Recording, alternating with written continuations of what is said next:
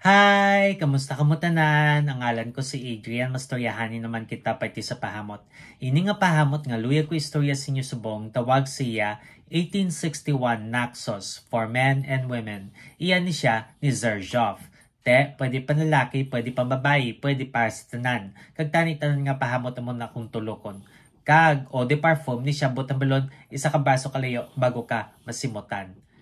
Ano ni siya klase nga pahamot? Bali, matamis nga vanilla kag honey. Amo na siya kung simutan.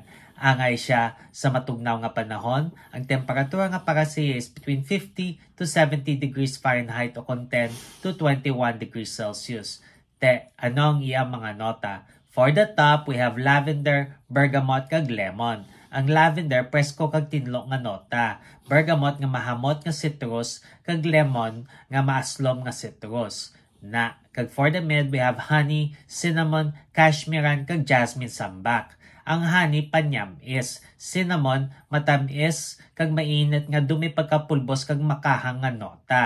Cashmeran, synthetic nga nota nga dutela nga cashmere. Kag jasmine sambak, puti nga bulak nga matamis.